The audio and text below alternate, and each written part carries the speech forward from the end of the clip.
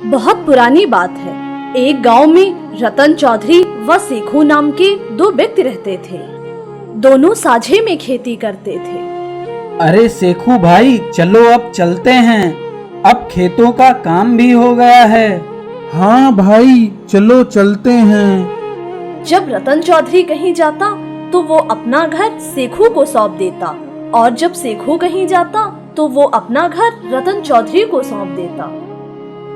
दोनों एक दूसरे पर जान छिड़कते थे। मित्रता का मूल मंत्र भी तो यही है। इन दोनों की मित्रता तब हुई थी जब दोनों बालक थे। सेखू के पिता दोनों को शिक्षा प्रदान किया करते थे। सेखू के पास उसकी बूढ़ी खाला रहती थी और सेखू की नजर उसकी बूढ़ी खाला की 3 बीघे जमीन पर थी। खाला, ये जो 3 बीघे जमीन है वो मेरे नाम कर दो। तुम्हारा कोई वारिस भी तो नहीं है जो तुम्हारी सेवा करेगा। अब तो बस हम ही हैं तुम्हारी सेवा करने के लिए। ठीक कहते हो सेखू, मेरा है ही कौन जो मेरी सेवा करेगा। तुम ही तो हो जो मेरी सेवा करोगे। सेखू ने वो जमीन अपने नाम पर लिखवा ली। जब तक वह जमीन सेखू के नाम नहीं आई तब तक उसने खाला का बहुत आदर सत्कार किया, तरह तरह के व्यंजन खिलाए, खूब सेवा की। लेकिन जमीन पर कब्जा मिलते ही ये सारी खातिरदारियां छूमंतर हो गई। जुम्मन की पत्नी भी खाला को खूब खरी खोटी सुनाने लगी। बुढ़िया न जाने कब जाएगी, 2-3 बीघे जमीन क्या दे दी, मानो खरीद लिया हो। जितना खर्चा इसके खाने कपड़े में झोंक दिया, अगर उतना ही खर्चा किया होता तो गांव भर की जमीन ले लेती। क्या ही मांगती हूँ बेटा, बस 2 जून की रोटी और तन ढकने के लिए कपड़ा ही तो चाहिए। क्या बात करती हो खाला, तुम्हारे तो नखरे ही खत्म नहीं होते। दोनों पैर कब्र में हैं, लेकिन तुम्हें खाना 56 भोग ही है। जब बूढ़ी खाला से ये सब सहा ना गया तो उसने सेखू से कहा, बेटा मेरा तुम्हारे साथ निर्वहन नहीं होगा। तुम मुझे महीने का खर्चा दे दिया करो, मैं अलग पका कर खा लूंगी। रुपए क्या पेड़ पे फलते हैं? मुझे भी तो खाने पहनने के लिए कुछ चाहिए ना। मुझे क्या पता था कि तुम मौत से लड़कर आई हो। अगर तुम मुझे खाना खर्चा नहीं दोगे तो मैं पंचायत बुलवाऊंगी और वहीं तुम्हारा फैसला होगा। हाँ हाँ जरूर, पंचायत करो। मुझे भी ये दिन रात की खटखट पसंद नहीं आती। पंचायत में जीत किसकी होगी, सेखू को इसका बिल्कुल भी अंदाजा नहीं था। गांव में ऐसा कोई नहीं है जो मेरा ऋणी ना हो। आसमान से फरिश्ते तो आएंगे नहीं फैसला सुनाने के लिए। फैसला मेरे ही पक्ष में होगा। इसके बाद बूढ़ी खाला आसपास के कई गांवों में दौड़ती रही। गांव का ऐसा कोई भी व्यक्ति नहीं था जिसके सामने बूढ़ी खाला ने अपने आंसू न बहाए हों। बेटा हरिदास, तुम मेरी पंचायत में जरूर आना और पंचों के साथ मिलकर मुझे न्याय दिलवाना। अब तुम्हारे दोनों पांव कब्र में लटके हैं। तुम्हें क्या चाहिए? रोटी खाओ और अल्लाह का नाम लो। बूढ़ी खाला हरिदास की बात सुनकर बहुत दुखी हुई और चारों तरफ घूम घाम के रतन चौधरी के पास आई।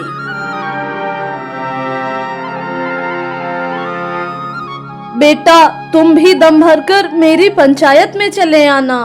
मुझे वहाँ बुलाकर क्या करोगी अम्मा?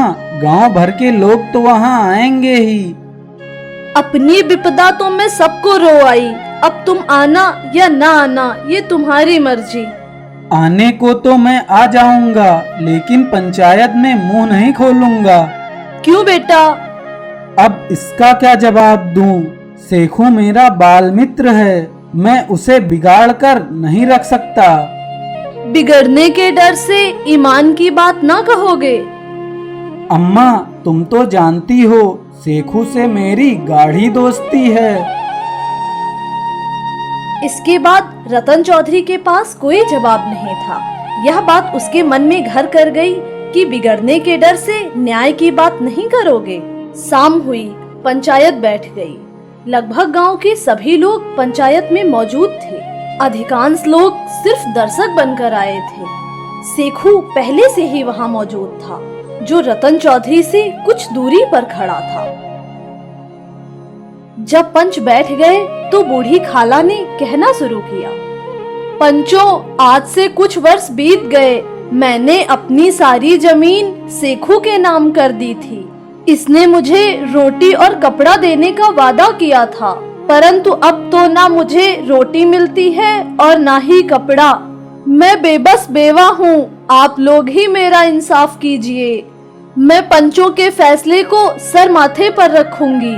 उन्हीं में से एक रामलाल बोला, शेखू, तुम किसे पंच चुनते हो? अभी इसका निपटारा कर लो, फिर जो पंच कहेगा वही मानना पड़ेगा। पंचों का फैसला सराखों पर होगा। खाला जिसे चाहें पंच चुन सकती हैं, मुझे कोई ऐतराज नहीं है। पंच ना तो किसी का दोस्त होता है ना ही दुश्मन। तुम्हारा किसी पर भरोसा हो ना हो, रतन चौधरी पर तो है। मैं रतन चौधरी को ही पंच चुनती हूँ। सेखू की खुशी का कोई ठिकाना ना रहा, लेकिन उसने अपने भावों को छुपाते हुए कहा, रतन चौधरी, ठीक है, मेरे लिए तो सब एक ही समान है। पंचायत की कार्यवाही शुरू हुई तो रतन चौधरी ने कहा, सेखू, हम और तुम पुराने मित्र हैं, लेकिन इस समय तुम और बूढ़ी अम्मा दोनों ही मेरे लिए बराबर हो। तुमको जो कहना हो तुम कहो। सेखू को अब भरोसा हो गया था कि बाजी उसके हाथ में है। पंचों, काफी समय हो गया। मैंने खाला की जमीन ली थी और मैं खाला को रोटी कपड़ा देता रहा और सेवा भी की। अब जो दोनों औरतों में अनबन हो रही है तो मैं क्या करूं? अब खाला मुझसे महीने का खर्च मांग रही हैं, जबकि पहले इसका कोई जिक्र नहीं हुआ था, वरना मैं भूलकर भी इस झमेले में ना पड़ता। खाला द्वारा दिए गए खेत में मुनाफा नहीं होता। बस मेरा यही कहना है। ये तुम क्या कह रहे हो सेखू कि खेत में मुनाफा ही नहीं होता? 3 बिगहे खेत में 3 मन गेहूं भी निकल आए तो उसकी कीमत बाजार में 425 रुपए होगी। रतन चौधरी के ये शब्द सेखू पर लाठी के समान पड़ रहे थे। उधर पंचायत में बैठे सभी लोग रतन चौधरी की बातों पर मुग्ध हो गए। रतन को ये क्या हो गया है? ये क्यों मेरी जड़ें खोदने में लगा है? क्या इतने दिनों की दोस्ती काम नहीं आएगी?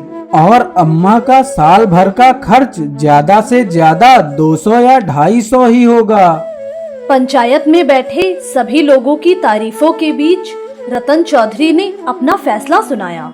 सेखू, पंचों ने इस मामले पर विचार किया है और पंचों को लगता है कि अम्मा को हर माह खर्च देना सही है। हमारा विचार है, अम्मा के खेतों से इतना मुनाफा होता है कि उन्हें माह खर्च दिया जा सके।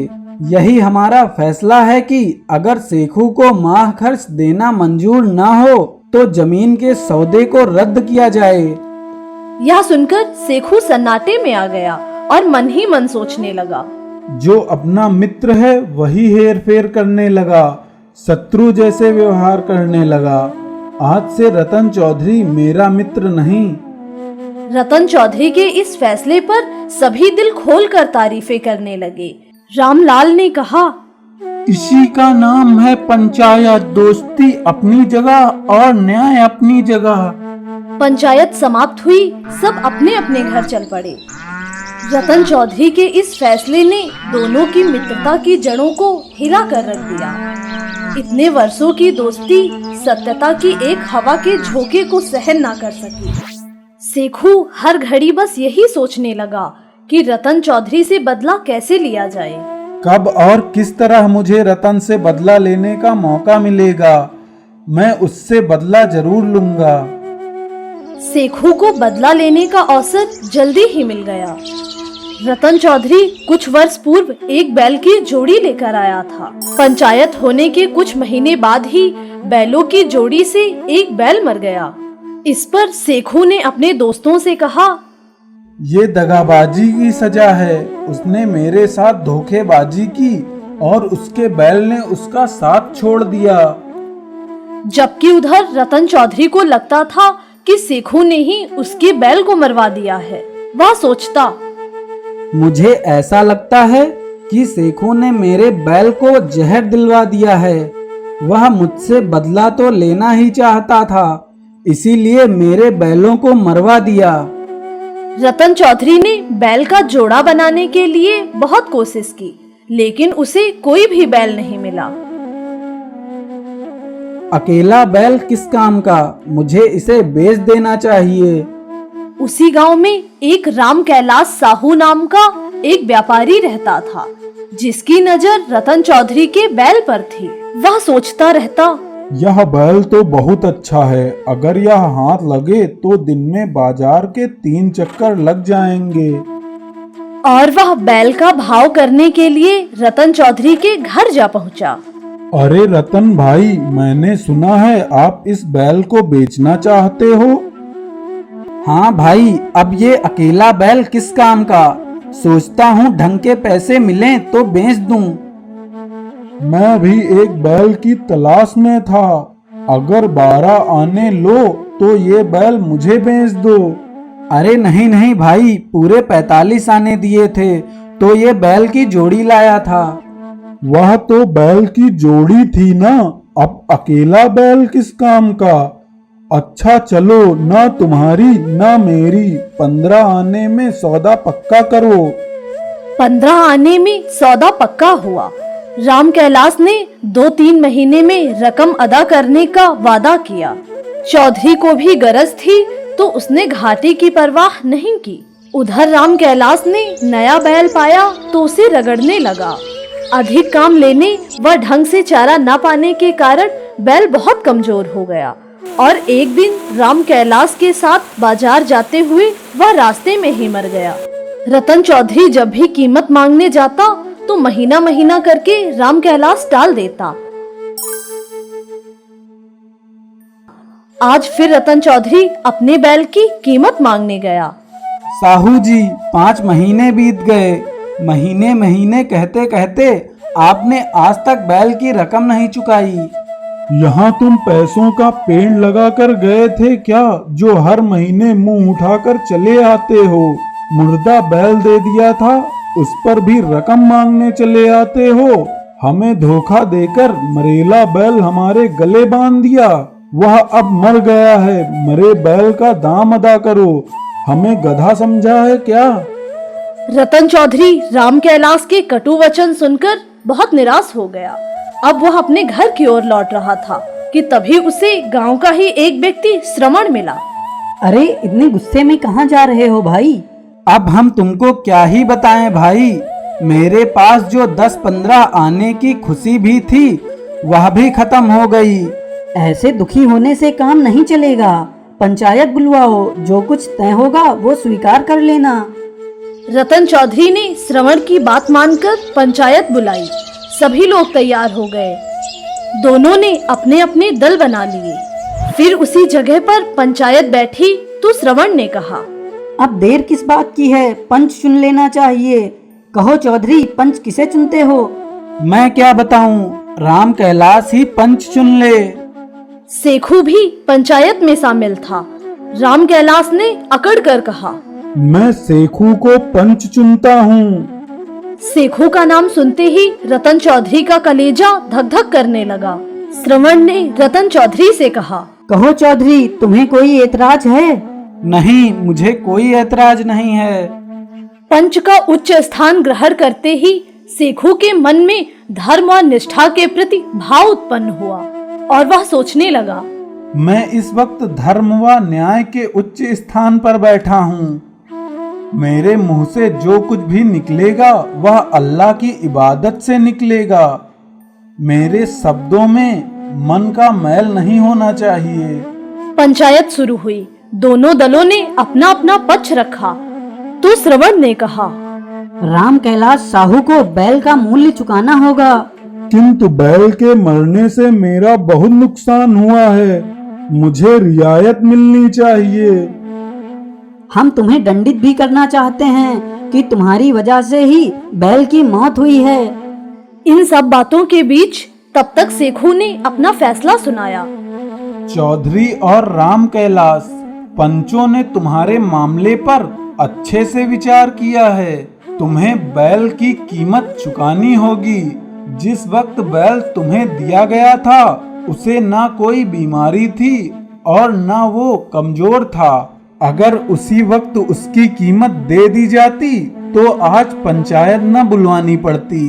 बैल की मौत का कारण यह है कि उससे बहुत अधिक काम लिया गया और उसे दाना पानी समय पर नहीं दिया गया।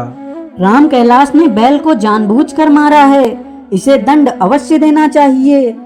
यह दूसरा सवाल है, हमें इससे कोई मतलब नहीं है। हमारे साथ कुछ रियायत होनी चाहिए। वह तो रतन चौधरी की इच्छा पर निर्भर है। अगर वो रियायत कर दे तो हमें कोई एतराज नहीं होगा। पंच परमेश्वर की जय, पंच परमेश्वर की जय। भरी पंचायत में सेखू के गुणगान होने लगे।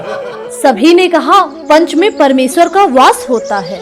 पंचायत समाप्त हुई, सब अपने अपने घर को चल पड़े और सेखू रतन चौधरी के पास पहुंच गया और कहने लगा, मित्र, जब से तुमने मेरी पंचायत की थी मैं तुम्हारा दुश्मन बन बैठा था, परंतु आज मुझे ज्ञात हुआ कि पंच के पद पर बैठकर कोई किसी का दोस्त या दुश्मन नहीं रहता। न्याय के सिवा उसे कुछ नहीं सूझता। आज मुझे विश्वास हो गया है, पंच की जुबान पर खुदा का वास होता है। सेखू की ये बातें सुनकर रतन चौधरी बहुत खुश हुआ। सच्चाई के एक फैसले ने दोनों को वापस मित्र बना दिया। उनकी मुरझाई हुई मित्रता फिर से हरी भरी हो गई।